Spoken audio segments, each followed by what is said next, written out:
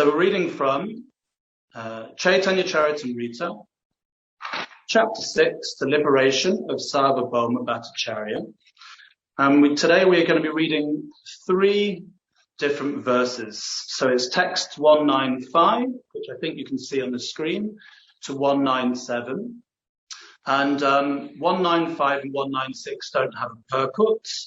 So the purport is actually 197. But we'll start with text 195. Okay.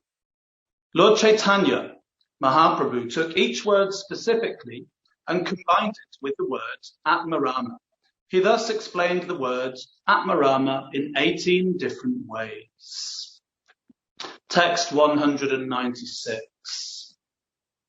Sri Chaitanya Mahaprabhu said, the Supreme Personality of Godhead, his different potencies, and his transcendental qualities all have inconceivable prowess. It is not possible to explain them fully.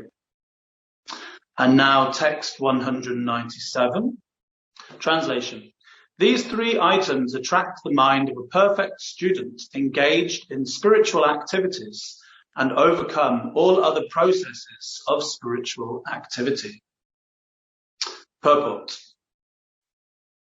Spiritual activities other than Bhakti Yoga are divided into 3 categories. Speculative activity conducted by the Jnana Sampradaya, learned scholars. Fruitive activity conducted by the general populace, according to Vedic regulations.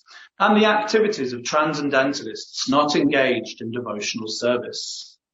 There are many different branches of these categories, but the Supreme Personality of Godhead, by his inconceivable potencies and transcendental qualities, attracts the mind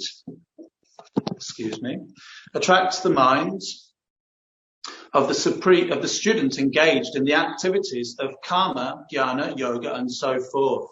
The Supreme Lord is full of inconceivable potencies which are related to his person, his energies, and his transcendental qualities. All of these are very attractive to the serious student. Consequently, the Lord is known as Krishna, the all-attractive one. Om Jnana Timirandasya Gyananjana Shalakaya Chakshurum Militam Yena Tasmai Shri Gurave Namaha. Sri Chaitanya Manovishtam Stapitam Yena Bhutale Swayam Rupakadamayam Dadati Swapadantikam Vandeham Shri Guru Shri Uttapadakamalam Shri Gurum Vaishnavamstra Shri Rupam Sagajatam Sahagana Raghunatham Vitam Tam Sajiva Sadvaitam Savadutam Parajana Sahitam Krishna Chaitanya Devam Shri Radha Krishna Padan Sahagana Lalita Shri Vishakam Vitamscha. Hey Krishna, Karuna Sindho, Dinabando Jagapate, Gopesha, Gopika Kanta, Radha Kanta Namostate. Tapta Kanchana Gaurangi, Radhe Vrindavaneshwari, Vishabhanu, Sute Devi, Pranamami, Hari Priye. Vancha Kalpa Turuvyascha, Kripa Sindhu Vyevacha, Patitanam Pavanibhyo Vaishnave Viramana. Jai Shri Krishna Chaitanya, Prabhu Nityananda, Shri Advaita Gadada, Shivasari Gaura Bhaktivinoda. Hare Krishna, Krishna Krishna, Hare Hare, Hare Rama, Rama Rama, Hare Hare. Hare Krishna. So, thank you everyone for tuning in this morning, either at Bhaktivedanta Manor in the temple room, in which case you don't have a choice, you have to be there, whether you like it or not. And all those tuning in online, then thank you for getting up early and tuning in. I'd like to thank Bhakti Mohan Prabhu there for guiding us through the Zoom protocol, although we got it all wrong with technical difficulties, and also Urvashi for getting in touch and asking us to give the class this morning. So I would like to give firstly an overview of, or put this verse in context, these 3 verses, 195, 196 and 197. But I wanted to put it in context, not only for myself, who hasn't been at each of your Caitanya Charitamrita classes over the last, however many days you've been on this chapter. This morning, actually, I was listening to the class by Vishaka Mataji, who gave the class on the verses leading up to today's class. So she was talking about this chapter, the liberation of Sarvabhauma Bhattacharya, and she was saying that actually it's, this chapter's been going on a long time. The process of liberation is taking a long time. But to put it into context, firstly, so the chapter title is The Liberation of Sarvabhauma Bhattacharya. This is chapter 6. And this is one of the 5 most important subject matters in the Caitanya Charitamrita. So in no particular order, the 5 most important subject matters of the Caitanya Charitamrita are the talks between Sarvabhauma Bhattacharya and Lord Chaitanya, which is today's chapter. Talks between Lord Chaitanya and Prakashananda Saraswati. The third one, talks between Lord Chaitanya and Rupa Goswami. The fourth one is the talks between Lord Chaitanya and Sanatana Goswami. And the 5th most important subject matter, or section, if you like, of the Caitanya Charitamrita, is talks between Lord Chaitanya and Ramananda Roy. Now, Srila Prabhupada put all of these 5 most important subject matters into a wonderful book, which I hope you've all read, called The Teachings of Lord Chaitanya, which was written by Srila Prabhupada in 1967, but was published in 1968. So very early on in ISKCON. And the reason Srila Prabhupada wrote the teachings of Lord Chaitanya and published it so early on was because Srila Prabhupada, of course, when he came to America in 1966, when he established ISKCON, and when Prabhupada came to America, he was, of course, when he took board of the Jaladuta, he was 69 years old, and he had his 70th birthday on board the Jaladuta. So Srila Prabhupada describes himself that he was at the fag end of life. In other words, he was at the end of his life. He didn't know how long he was going to have. And therefore, Srila Prabhupada, he wanted to give, before he could, if you like, write and translate the Caitanya Charitamrita, he thought, depending on how long he's got, I will give the teachings of Lord Chaitanya and I will include these 5 most important sections of the Caitanya Charitamrita. And of course, he also did the same thing with the Krishna book. So of course, when Srila Prabhupada first came to America, he had already written and translated and published the first canto of the Srimad Bhagavatam. First canto in 3 parts. And Srila Prabhupada actually said, again, because he didn't know how long he had, he was 70 years old, he said that he put the entire philosophy of Krishna consciousness in the first canto. So even if you don't read anything else, just by reading the first canto, those first 3 parts, everything is contained within the first canto. But the point was that Srila Prabhupada, he wanted to give the pastimes of Radha and Krishna. So therefore he gave a summary study of the 10th canto in the form of the Krishna book, which of course was published in 1970 with the help of George Harrison. It's interesting, Srila Prabhupada in the foreword, he says, this nice boy, George Harrison, he is chanting Hare Krishna. George Harrison, of course, was one of the, you were all there at Bhaktivedanta Manor because of George Harrison. But it's funny, he was one of the biggest stars in the world, member of the Beatles and one of the most famous people. In fact, at one point, John Lennon, he said the Beatles are bigger than Jesus, which is quite a claim. But they were massive. So, Srila Prabhupada, he refers to him as this nice boy. Shriman George Harrison is chanting Hare Krishna and has kindly donated so much for the publication of the Krishna book.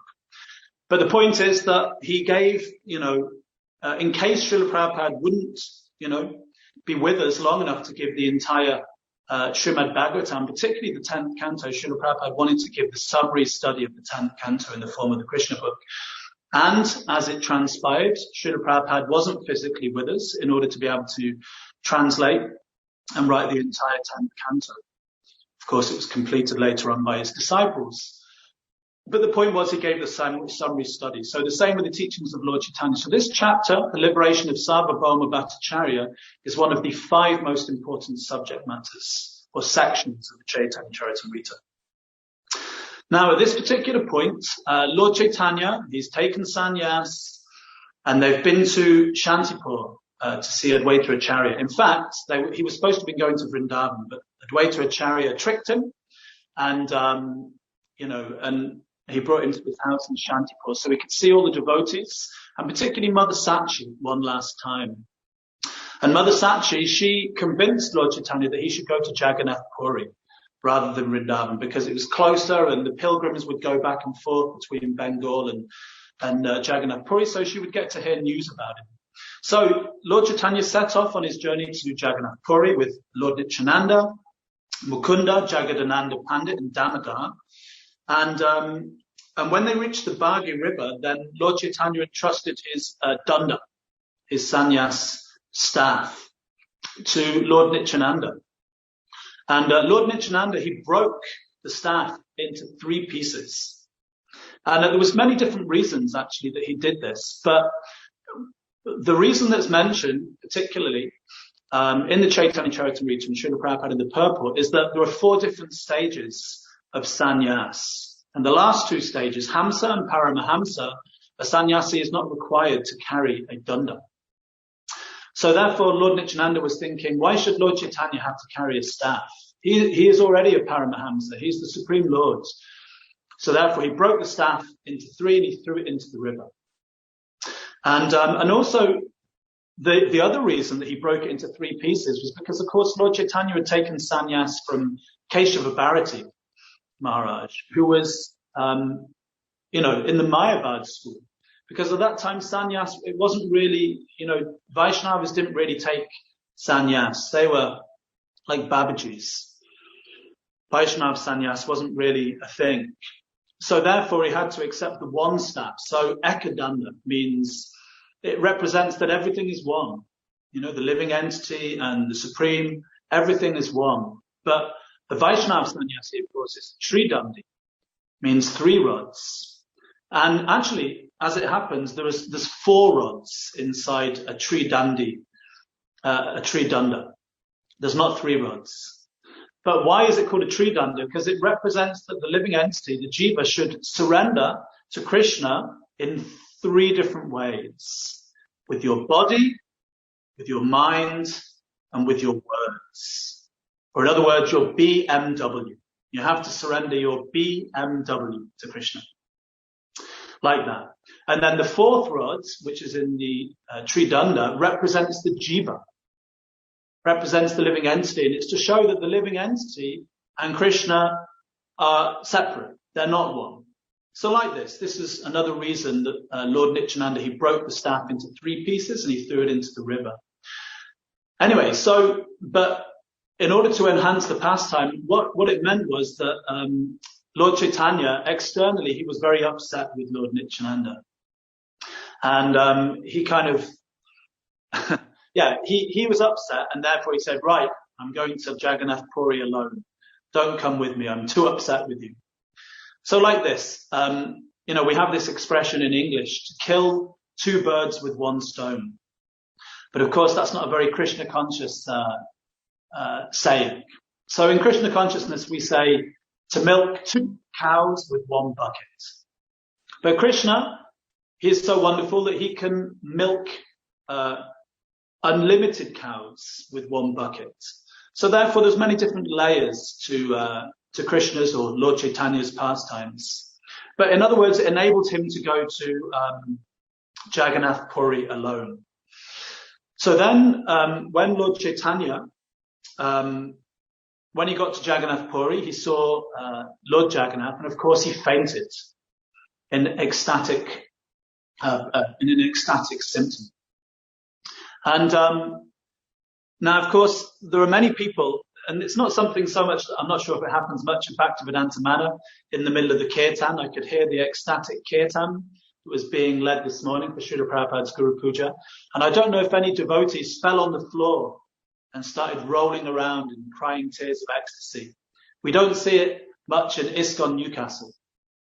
Yeah, that's where I'm speaking from today, actually. It's, not Newcastle, but Sunderland.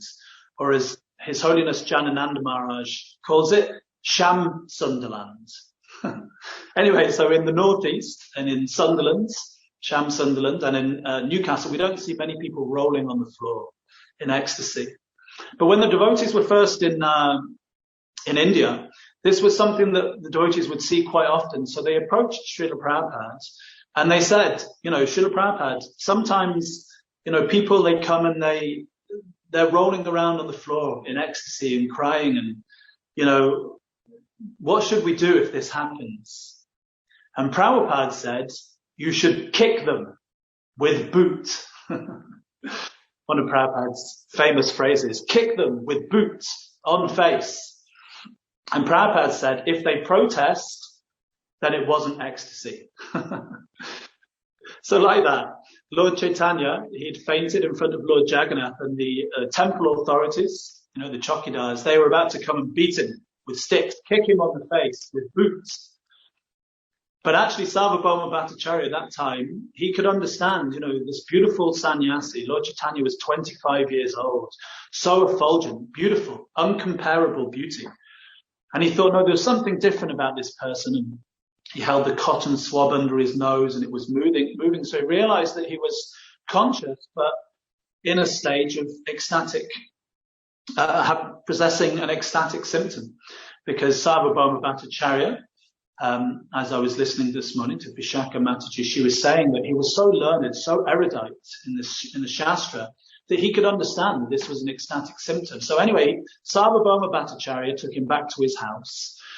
And he was thinking that this is such a young boy. He's 24 years old.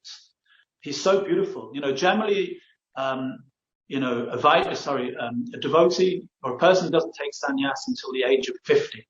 He's 24 years old, because at that point, at the age of 50, the senses have calmed down a little bit. But when you're in your height of youth, 24 years old, the senses are so powerful. And this sannyasi, he's so beautiful. Therefore, we're going to need to train him up. And also he saw that Lord Chaitanya was like a second class sannyasi, because he'd taken sannyas in the Bharati line, which wasn't considered such a high line for sannyasis. So therefore he thought, if I speak Vedanta Sutra to him, I can make him strong and he can uphold his vows as a sannyasi. Now, interestingly, Sarvabhauma Bhattacharya's brother-in-law, Gopinath Acharya, he was a great devotee.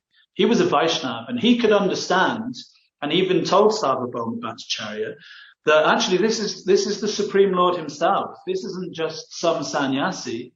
This is Krishna himself. And he even presented it shastrically, quoting from different scriptures. But Sarvabhauma Bhattacharya, he could not accept this. And Gopinath Acharya himself even said to Sarvabhauma Bhattacharya, actually, you need to be able to receive the mercy of the Supreme Lord before you can understand that he's the Supreme Lord.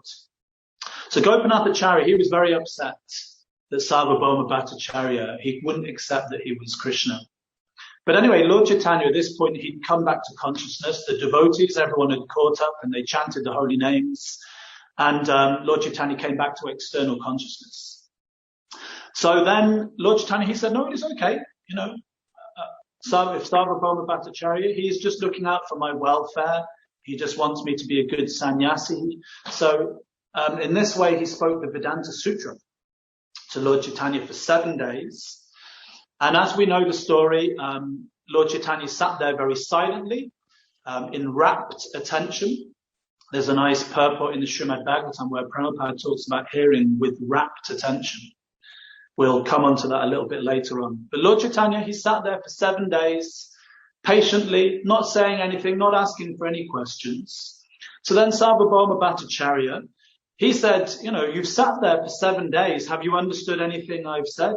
Like right now, I'm speaking to all of you, Bhaktivedanta Manor Temple Room and online, and thankfully I can't see you.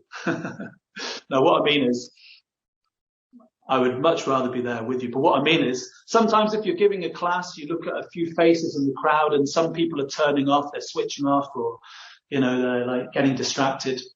That would be the speaker's fault. So that would be my fault. If you're not engaged now, you're not listening, that is my fault. But, if you get to the end of the class and then you say, are there any questions? And no one's got any questions, you kind of think, okay, it probably wasn't a very good class. I've probably lost the attention span of the people in the audience. But can you imagine, you've been speaking for 7 days, there's no, and there's no questions. It's like, has he understood anything I've said? So Lord Chaitanya, in a very humble way, well, actually not. Yeah, what he said, actually, I understand the Vedanta Sutra perfectly. The Vedanta Sutra is as clear as the sun. He said, but your explanations, they are like clouds covering that sun. You are clouding the real meaning of the Vedanta Sutra. So Sarvabhauma Bhattacharya, he was taken back. I mean, he was no ordinary person. In fact, he was Brihaspati, the priest of the demigods. There was no one more erudite, no one more learned. He had hundreds and thousands of disciples. And here is this young upstart, this young sannyasi in a second-class line. And he is saying that my explanations are clouding the real meaning. So he was taken aback by this. But then, of course, Lord Chaitanya, he went on to explain. And actually, he defeated Sarvabhauma Bhattacharya through philosophy, through the Shastra.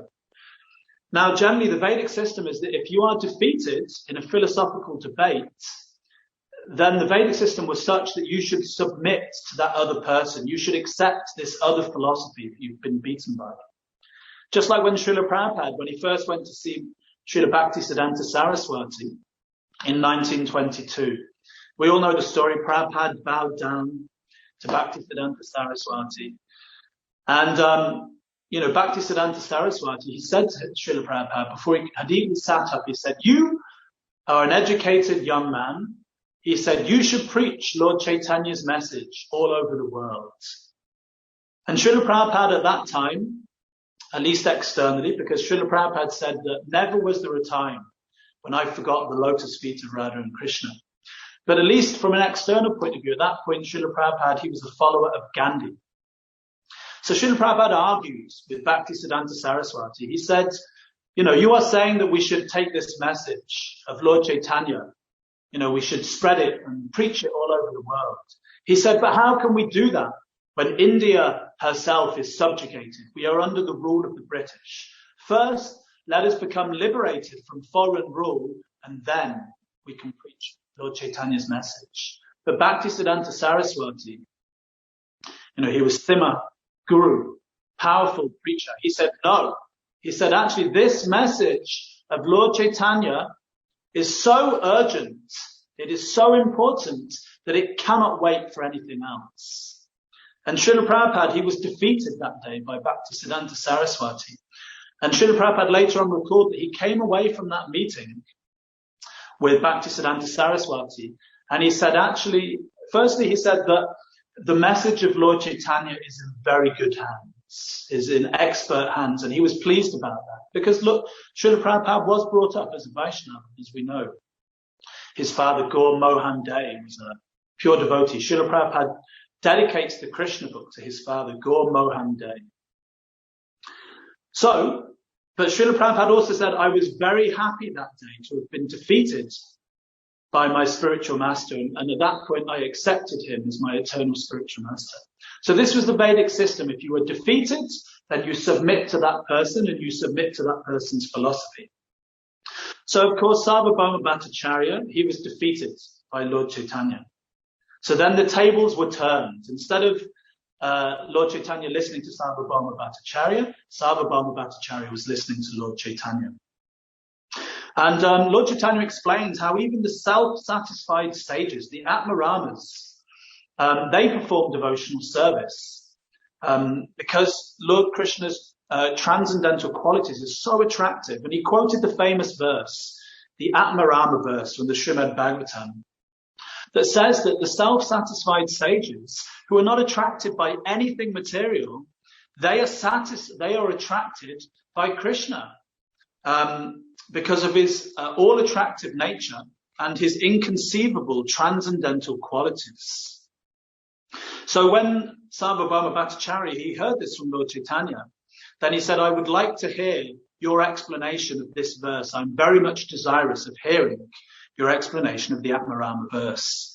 And Lord Chaitanya, actually very humbly, he said, actually, you are a very learned person. I would first like to hear your explanation. This is one thing about Lord Chaitanya, actually. He defeated people with his humility. It wasn't like, like sometimes, like neophyte Hare Krishnas like myself, we think we know something, we're trying to defeat someone, or we're like preaching in a very proud way to defeat someone or to show someone that we know something. Speaking person. But actually Lord Chaitanya, like especially when he came in and he met with the devotees, when he met with Prakashananda Saraswati and all the Mayavadis, he sat down in the place where the devotees, where the sadhus or the sages would wash their feet. It's like a dirty place. But Lord Chaitanya, he sat down there and he manifested this wonderful effulgence. And he defeated people actually with this humility. They were thinking, oh, no, please, you can't sit down there where, it's such a dirty place. And they brought him. So Lord Chaitanya, he defeated people with his humility. Bhaktisiddhanta Saraswati, he gave the process of preaching. He said that we should flatter people. He said that, you are a very intelligent person. Like that. You are very learned. You are a great scholar. He said, but you should give all this up and you should surrender to Lord Chaitanya. Anyway, so like this, Sarvabhauma Bhattacharya, he gave an explanation of the Atmarama verse in 9 different ways. But then Lord Chaitanya said to him, actually, there was another purport to this verse. And then he went on to explain it in 18 different ways, but without touching on the previous explanations by Sarvabhauma Bhattacharya. Now, this brings us to today's verse.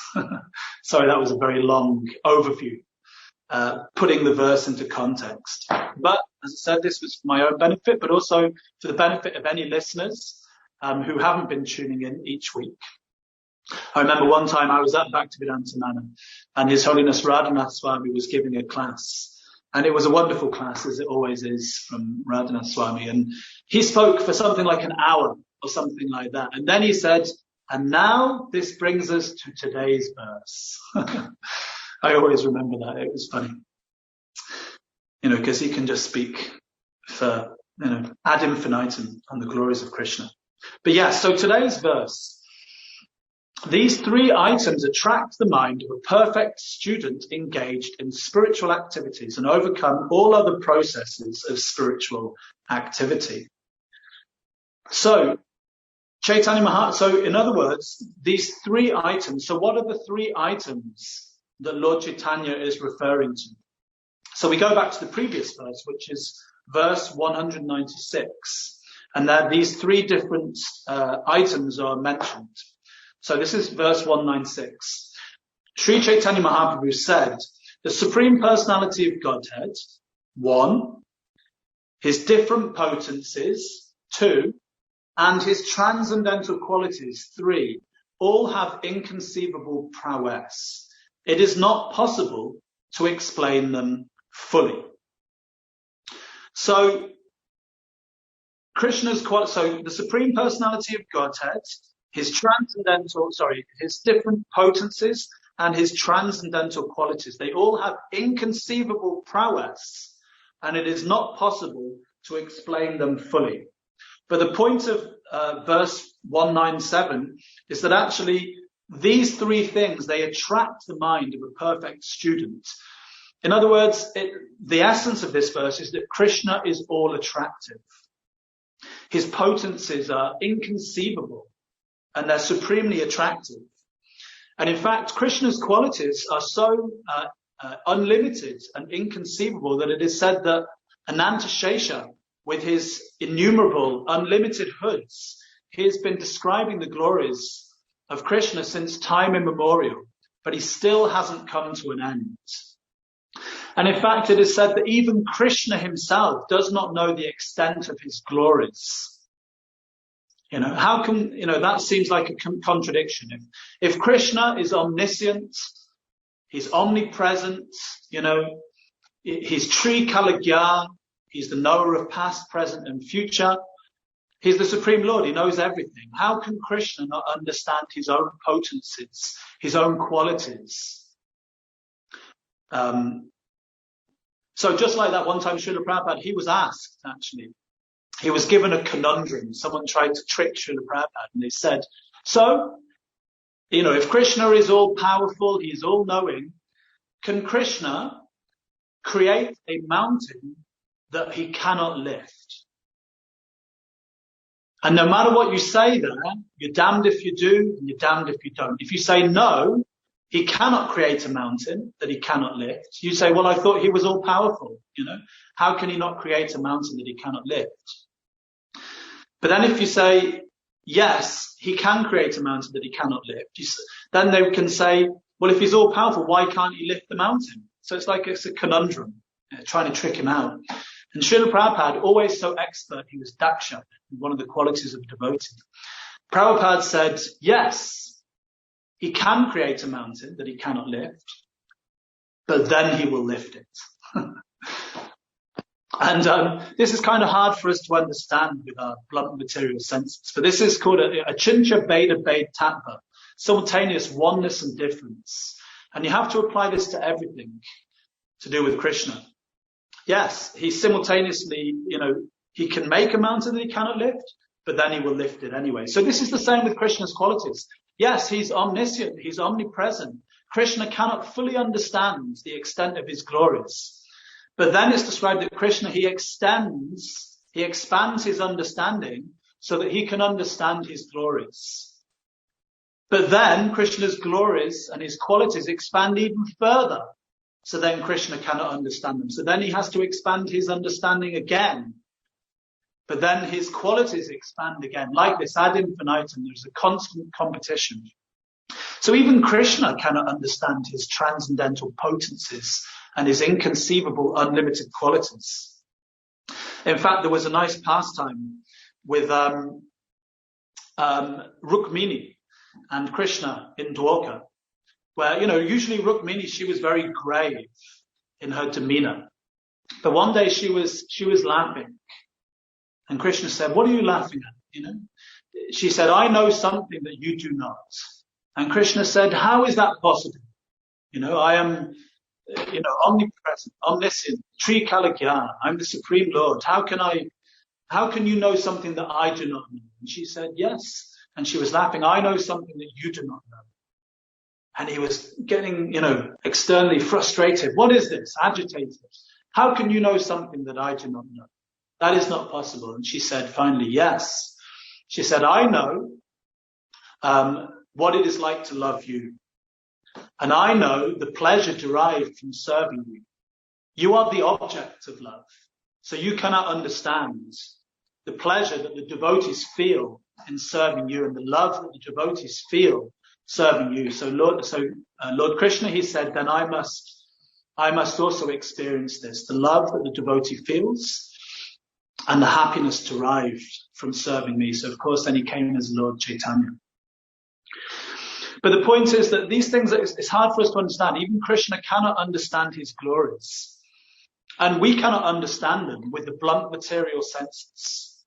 So therefore it is said, Atashi Krishna namadi na bhavat grayam indriye sevan mukha jiva do swayam eva spirachidam.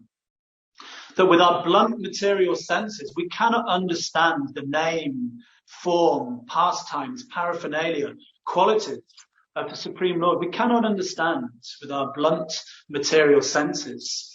But it says that we can engage our senses in the senses, in the master of the senses, Rishikesh, in the service of Krishna, beginning with the tongue. Sevan mukha ijivado, swayameva spirachada. So the tongue has two different functions. The first one is to vibrate sound. And the second one is to taste food. So by engaging our senses in Krishna's service, beginning with the tongue, by chanting, Hare Krishna, Krishna Krishna, Hare Hare, Hare Rama, Rama Rama, Hare Hare. And by taking Krishna Prasadam, like soon, it is 8:15 now, so very soon it will be breakfast time, you'll be able to taste some wonderful Krishna Prasadam. And like this, it says that our senses, they become Krishnaized, they become spiritualized, saturated, and then Swayameva Spirachada, then the Supreme Lord becomes manifest. So this is the This is the process. Now, Srila Prabhupada says in the purport that he says spiritual activities other than bhakti yoga are divided into 3 categories. So then Prabhupada goes on to explain that there are the karmis, the jnanis, and the yogis. So the karmis, they're engaged in fruitive activities. The jnanis, they want knowledge and ultimately liberation. And the yogis, they are after mystic perfection, mystic yoga siddhis. But there's a very nice verse in the Caitanya Charitamrita. And you'll have to excuse me, I have got all of my verses lined up on my phone. But as it happens, now I'm having to give the class via the phone. So just give me 1 second and I will find this verse. But it's in the Caitanya Charitamrita, Madhya Lila, chapter 19, text 149. And the essence of the verse is that, here we go. The essence of the verse is that anyone other than a devotee cannot be peaceful because they want something. Here we go. This is a famous verse from the Caitanya Charitamrita. Dun, dun, dun, dun, dun. Okay, here we go. Krishna Bhakti Nishkama, Krishna Bhakta Nishkama Ata Eva Shanta Bhukti Mukti Siddhikami Sakali Ashanta. Because a devotee of Lord Krishna is desireless, he is peaceful. Fruitive workers desire material enjoyment. So these are the 3 types of activities or spiritual categories Prabhupada's talking about. This verse perfectly sums it up. So because a devotee of Lord Krishna is desireless, he is peaceful. Fruitive workers desire material enjoyment. Jnanis desire liberation. And yogis desire material opulence. Therefore, they are all lusting and cannot be peaceful. So only the devotee can be peaceful because they are desireless. And Prabhupada explains in the purport what it means to be desireless. It doesn't mean to give up all material desires. Because even if we say, yes, I want to become desireless, that in itself is a desire. But what it means is not to want to desire anything for our own sense enjoyment, but only to want to please Krishna. That is called being desireless. But anyone else, the karmis, the jnanis, and yogis, because they want something, therefore they cannot be peaceful. Because no matter what you get in this material world, you will always want more. There was that famous song by Queen, I want it all, and I want it now. Anyway, so many songs. The Rolling Stones, I can't get no satisfaction. They've been singing the same song for the last 50 years. So it's understood, you cannot be satisfied in this material world if you always want something, because no matter what you get, you'll always want more. That's the nature of material enjoyment. What is it? What is that? It's temporary and it burns like fire, Krishna says in the Bhagavad Gita. But the devotees, they are actually peaceful because they only want to serve and please Krishna. Yes, so the point is that pure devotional service is free from these things. There's the famous verse, Anya Bilashita Sunyam, Jnana Kama Janavritam, Anu Kulyena Krishnanu Shilanam Bhaktya Uttama. This is one verse that everyone should know. This is the definition of pure devotional service. Why should we know this verse? Because ultimately we need to know what the goal is, right? In Krishna consciousness, it's like if you set out on a journey in your car, I'm pointing out there, that's my car, by the way. I'm saying if you set out on a journey in your car and you don't know where you're going, then you're not going to get there. But what do you do when you get in the car? In the old days, you'd get out the map, right? And you'd look at the map. Nowadays, you turn on the sat-nav, right? So the sat-nav, you type in your goal. Okay, I want to go to Bhaktivedanta Manor from Sunderland. So if I type in as my ultimate goal, Bhaktivedanta Manor, then it will tell me the way to get there.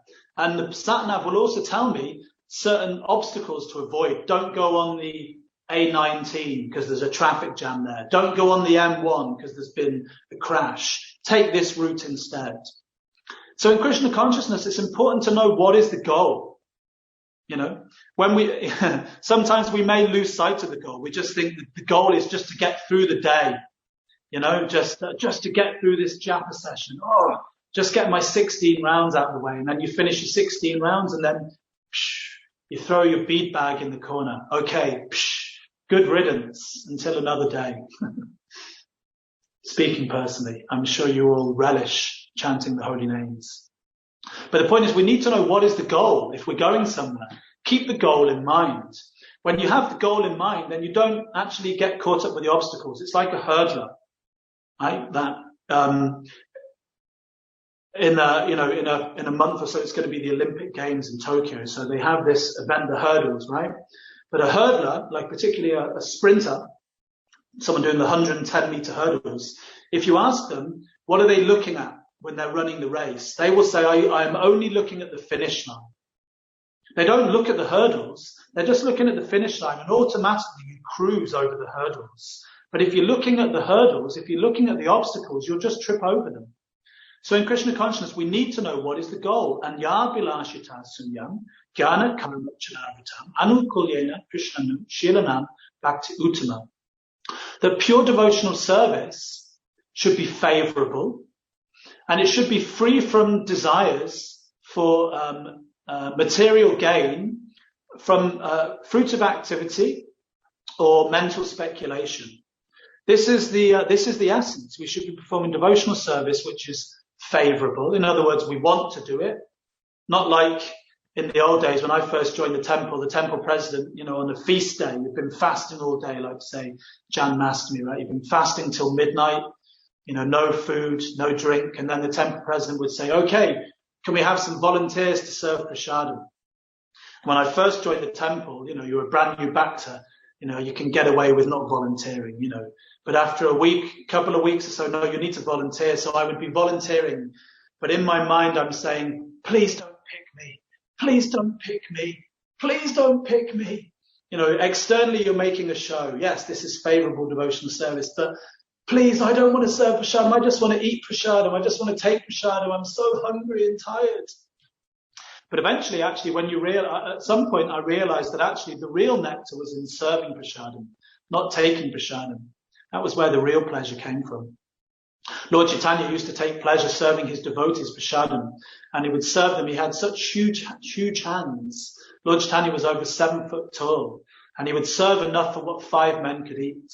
But you see that all the associates of Lord Caitanya, they took great pleasure in serving prasadam. So it should be favorable, that was the point, and free from desires for material gain. And also in the Srimad Bhagavatam, there's another verse that confirms this, that we won't be happy. Savai pumso paro dharmo yato bhaktir doksajay hoitakiya pratiyata yayatma suprasidati. That only when one performs uninterrupted, unmotivated devotional service, this will bring complete satisfaction to the self. Nothing else. Unmotivated. In other words, only to please Krishna, for God's sake. Like my mum used to tell me when I was growing up, if I was naughty, she would say, for God's sake, stop that. So devotional service means for God's sake. It's not for our sake, it's for God's sake. Like that. Unmotivated, only to please Krishna, and uninterrupted. Not that, okay, now I've chanted my 16 rounds, now I can do whatever I like. No, 24/7, 365 hours, 365 days a year, ad infinitum, eternally. That's what it means. That's pure devotional service. And this will bring complete satisfaction to the self. Now, we're running out of time now. We have 4 minutes, so I'm just going to wind it up. The point of this purport is that Krishna is all attractive, right? These 3 items, the Supreme Personality of Godhead, his different potencies, and his transcendental qualities, they all have inconceivable prowess, and they can attract the mind of a perfect student engaged in spiritual activities.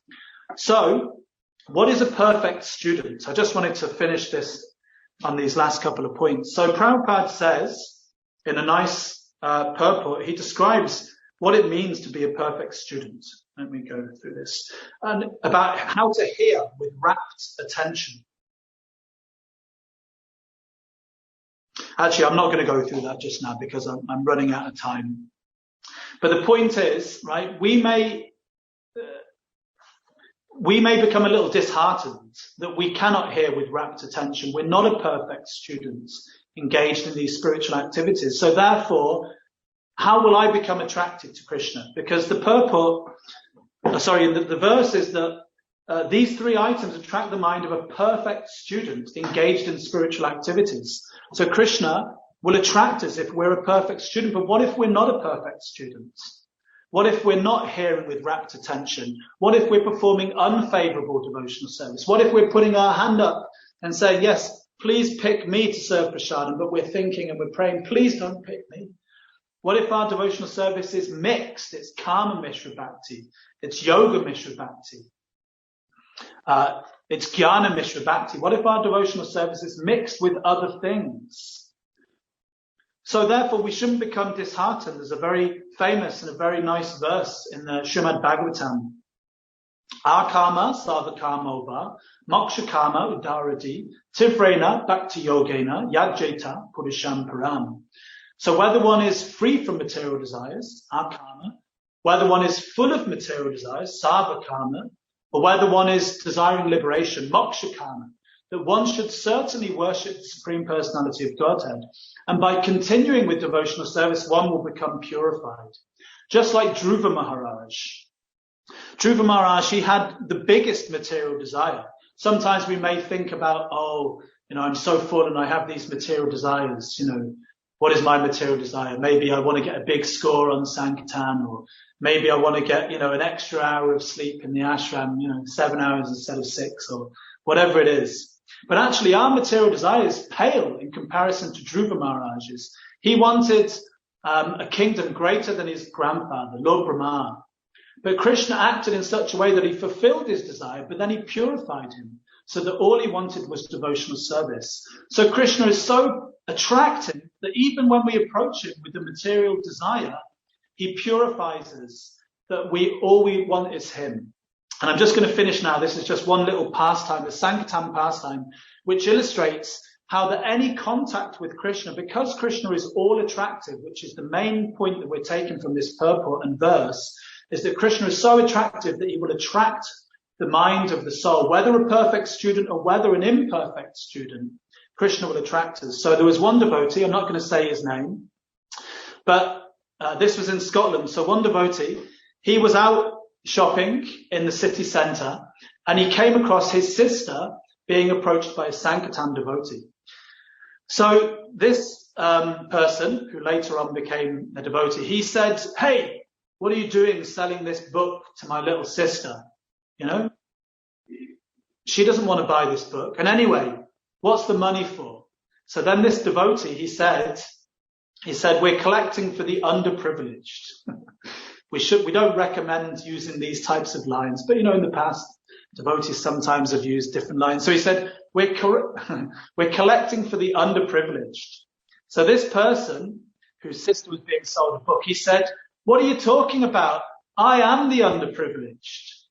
And this devotee, again, we wouldn't recommend this, but somehow or another, he said to him, because he picked up a bit of a vibe from this person, he said, "I'm not talking about the mentally underprivileged." So then this person, his sister, who had his sister selling the book, he got really angry. This person was calling him mentally underprivileged. So he kind of took up a fighting stance. But this devotee, before he was a devotee, he was also a really kind of hard guy. So he also got ready to fight. And then this other devotee, who later on became a devotee, he backed away. But the point was, the next few weeks, in his mind, he was just thinking, if I find those flaming Hare Krishnas, I'm just gonna beat them up, and these Krishnas, Hare Krishnas, and he was just thinking unfavorably in his mind, if only I find a Hare Krishna, I'm going to give him what for, like that. But the point was, to cut a long story short, he became purified by thinking of Krishna, that within a short space of time afterwards, he also became a devotee.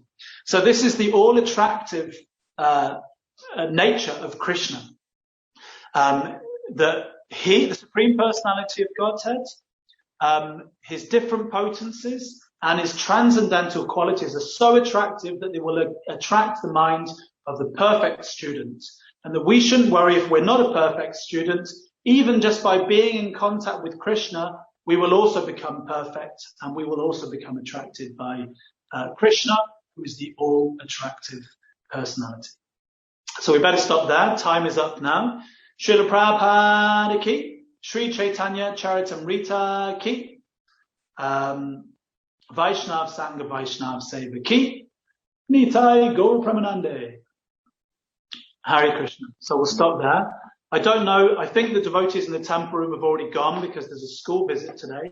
But if there are any questions from anyone online or any reflections, something you'd like to share with us, then please let us know. We have a few minutes and we can see if anyone wants to share or ask any questions. Thank you very much.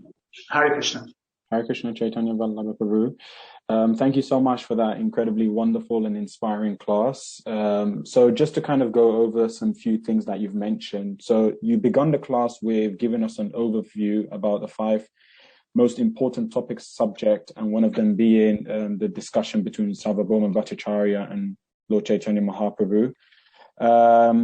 One of the things that I kind of really found inspiring that you've expressed is the degree that Srila Prabhupada, the endeavor that he went through to make sure that we receive these transcendental wisdom and knowledge, and how he thought he didn't have enough time. So then therefore he summarized that in the teachings of Lord Chaitanya. And then also he wrote a summary study of the 10th canto called Krishna Book. And then later on, you explained to us a little bit about, Lord Chaitanya Mahaprabhu going to Jagannath Puri because of the request of his mother Sachi. And how when he was going there, Lord Nityananda Prabhu went with him, and then Lord Nityananda Prabhu broke his danda when Sri Chaitanya Mahaprabhu asked him to hold it. And you explained to us the reason why. So 2 of the reasons you were mentioning was, one of them being that Lord Nityananda thought that, Lord Chaitanya took sannyas from a Mayavadi and it's not right, so let's break it.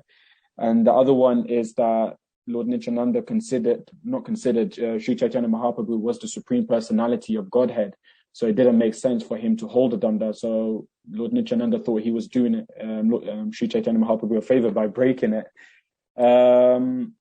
But it was all arranged. It was all arranged to the Lord's arrangement, will. So therefore he can travel to Jagannath Puri alone. And there when he saw Lord Jagannath, he fainted. And then that's when Sarvabhauma Bhattacharya saw the Lord fainted. And you were mentioning, I really like the funny story about, how Srila Prabhupada, once a devotee came to Srila Prabhupada and asked him, like, there's someone rolling around and seems like he's in ecstasy. So what should we do, Srila Prabhupada? And then after that, Srila Prabhupada said, kick him. And if he reacts, then it's clear that he was just pretending. And if he doesn't, he's truly in ecstasy. I wouldn't really suggest anyone should try that. You also mentioned that how Sarvabhauma Bhattacharya was very intelligent, very scholarly. So he could tell that this wasn't fake. This wasn't unreal. This was real. And then he thought, okay, let me train Lord Chaitanya Mahaprabhu to become a better sannyasi, to become a first-class sannyasi. He felt sorry for him. And then later on, you kind of mentioned about the 3 items that Lord Chaitanya Mahaprabhu was mentioning: his different potency, his transcendental qualities, and his supreme law and the supreme personality of Godhead, and how all of this is really to attract our mind to Krishna, and is to show how Krishna is attractive and he's also inconceivable. And the last thing I really liked, I could talk about it a lot, but I'll just, you summarized one of the verses from Bhakti-rasamrita Sindhu, which was really nice. Anya bilashta shunyam jnana kama di anavirtam anukulyena krishnano shilanam bhakti uttama.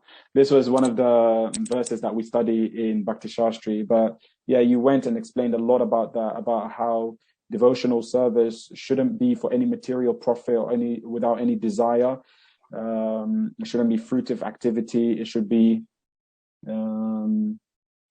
so these were some few things you've mentioned. I really like the last points you were mentioning, though. One of the things that really stood for me personally was when you mentioned how sometimes we put ourselves forward for services, but inside we don't really want to do it. That really struck me personally, because I've experienced it many, many times. And I guess, how is it that we bring the two together? How can we internally feel the same way about a particular service as we're externally kind of showcasing it? That's my question personally. Well, firstly, I'd like to say thank you very much for that summary of my class there. You're a real Shrutidar. You've like perfectly remembered the whole thing. You gave the class better than me. So thank you for being such an attentive listener. It's inspiring. Like we were saying, Sarvabhauma Bhattacharya, he's been speaking for 7 days and like, Lord Chaitanya wasn't saying anything. I said, you get to the end of the class and no one's been paying attention. So thank you for paying attention.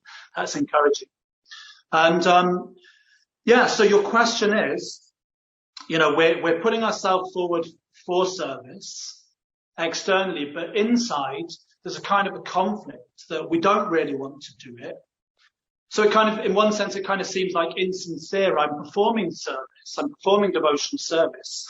But at the same time, there's an inner conflict. I don't really want to do it. Have I understood you correctly?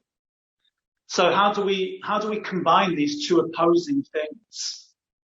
So it's a good question. It's an interesting question because we hear how devotional service, if one performs devotional service, then one will automatically develop all the good qualities of the demigods. Right? So then, you can ask the question, what came first, the chicken or the egg? So what comes first? Do we perform devotional service and then the good qualities come? Or do we have to develop the good qualities so that we can engage in devotional service?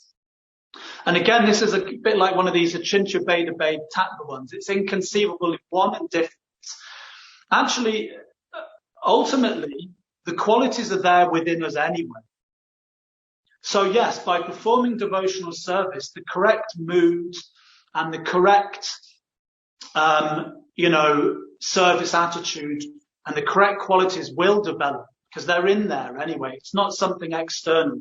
Krishna consciousness is natural within the hearts of all living entities. Srila Prabhupada, he gave the example that he said, these American boys and girls, a few months ago, they did not know anything about Krishna. But now they have become mad after Krishna. So he used this as an example to show that Krishna consciousness was natural within the hearts of all living entities. But it's covered over. So yes, by performing devotional service, it will automatically bring them out. So actually, it's both things. Firstly, we have to try and cultivate the qualities. But at the same time, by performing devotional service, the right qualities will develop. And it's explained in the Madhurya Kadambini that actually there's different types of steadiness. So there's physical steadiness, there's vocal steadiness, and there's mental steadiness. So when we're coming to the stage of steadiness in Krishna consciousness, it will take place in different stages. So firstly, we're trying to achieve physical steadiness. So what physical steadiness means is that we're getting up each day for Mangalarti. We're going for the morning program. We're chanting our rounds. We're listening to Srimad Bhagavatam class. We're going out on book distribution. And then we're learning to become physically steady. But at that point, we still don't have vocal steadiness and we don't have mental steadiness. So what that means is physically, we're doing the right things, but we're still saying the wrong things and we're still thinking the wrong things. But if you carry on with your physical steadiness, eventually you'll start saying the right things. You'll become vocally steady. And if you carry on being physically steady and vocally steady, eventually you'll become mentally steady. In other words, you'll be thinking the right things. But we shouldn't be concerned with what the mind is saying. There's the famous verse that's quoted in the Bhagavad Gita, where who is it? I can't remember which devotee it is, but he's saying, whenever I think of sex life, my mind, my lips curl into distaste, and my mind, rejects the thoughts. So it's explained that devotee was actually already, until one gets to the level of bhav, one will have these thoughts in their mind. So one will be chanting japa, and one will be looking at someone else and thinking, look at the state of that devotee, he's just falling asleep and, oh, look at this person, he's overeating, and we're being critical of people in our mind, but you have to just put that aside. You just have to put aside whatever your mind is saying, whatever you're thinking, and just go ahead and do it anyway. Like Srila Prabhupada said, if you just be enthusiastic, and then enthusiasm will come. Utsahan nischayat daryat, tat tat karma pravartanat, sangachagat satovite, shabhya bhakti prasidyati. So, this is in the Nectar of Instruction, Upadesham Rita. It says that there are 6 principles favorable to the execution of pure devotional service. 1, being enthusiastic. 2, endeavoring with confidence. 3, being patient. 4, acting according to the regulative principles. 5, now I have to test how good a scholar I am here now. Giving up the association of non-devotees. And 6, following in the footsteps of the previous acharyas. Now, Prabhupada here, he says this, and this is really important. This is one of the most positive sentences. He says these 6 principles will undoubtedly assure the complete success of pure devotional service. Now, that's such a powerful, positive statement. These 6 principles will undoubtedly assure the complete success of pure devotional service. So if we just engage in the process with enthusiasm, with confidence, with patience, even if we're not always completely favorable, we'll just do it. And Prabhupada says in the preface to the Nectar of Instruction, he says that advancement in Krishna consciousness, it depends upon the attitude of the follower. This is one of the most important sentences in all of Prabhupada's books. It's in the preface. We have to develop the right attitude. So if we don't have the right attitude, pray to develop the right attitude. And especially associate with devotees who do have the right attitude. If we see some devotee who's always enthusiastic and always favorably engaged in their devotional service, we just say, Prabhu or Mataji, I see you're always serving so nicely. My mind, I'm always, I'm being critical or I'm unfavorably performing my service. How have you managed to develop such a wonderful service attitude? And probably they will also tell you, to be honest, my mind is complaining like anything, but they're just not paying any attention to the mind. Actually, sorry, I'm going on a bit, but just one thing I remember from when I first joined the temple, you have the association there back to the Antamana of Godruma Bihari. And he was like one of my early Shikshaguns. He's still a Shikshagun. But, he was like, I remembered one time at Godruma Prabhu in Liverpool. I was going to the Liverpool Sunday program there, the feast. And, what had happened was I was back in the temple with Godruma Prabhu. All the other devotees had gone out on book distribution. And I said to Godruma Prabhu, my mind's giving me a hard time. What shall I do? And Godruma Prabhu at that time, he said, do you know what my mind is saying now? And I said, no, Prabhu. I was just about to, and he said, my mind is saying to eat the rest of this sweet rice and don't let the other devotees have any. And I said, really, your mind's saying that? He said, yeah. And then he said, and do you know what my mind is saying now? He said, now my mind is saying, once I've eaten the sweet rice, just to go upstairs and just crash out and not bother going out on Sankirtan. And I said, really? Is your mind saying that? And it really struck me because when you first meet the devotees, you think these devotees, they don't have minds. They don't have a mind. I'm the only one with a mind. And my mind is complaining. But these devotees seem very enthusiastic. So you'll find that what happens is for an enthusiastic devotee, they're just not paying any attention to the mind. They're just getting on with it anyway. They're being physically steady, and then eventually this leads to vocal steadiness, and then eventually mental steadiness. This is the last point. There's a book, a famous book called Feel the Fear and Do It Anyway. So therefore, Krishna consciousness, it's like that. Feel the fear and do it anyway. Masu Chahar, do not fear, do not hesitate, do not worry. Just throw yourself into your service and everything will work out. Everything will come out in the wash. Sorry, Prabhu, that was a very long-winded answer to your question. That's Is that adequate for you? That's fine, yeah. I just wanted to mention 3 things I got from that. I think one of the biggest challenges with devotees sometimes is lack of communication. We always think that, we're the ones who have problems, we're the ones who have challenges and nobody else is going. Mm-hmm. And sometimes we look at senior devotees and people that have been in the movement for a bit longer. It's like, they're performing devotional service so perfectly. They don't have these kind of challenges. But actually, when we talk with devotees, when we actually reveal our heart in confidential, when we express our challenges, we realize that actually, hey, this devotee is actually going exactly the same challenge as I'm going through it. And they have something to share with us that we can learn from them and we can try and overcome our own challenges. Mm-hmm. And the other thing was enthusiasm. I really like that. And I was speaking to a devotee about this, the importance of, if you don't feel like doing something, just do it anyway. And eventually you'll feel it. But sometimes we have the formula wrong.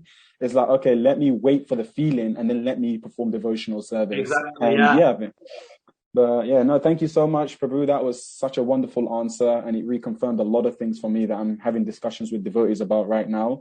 So yeah, really appreciate your time. All glories to your service. Thank you so much.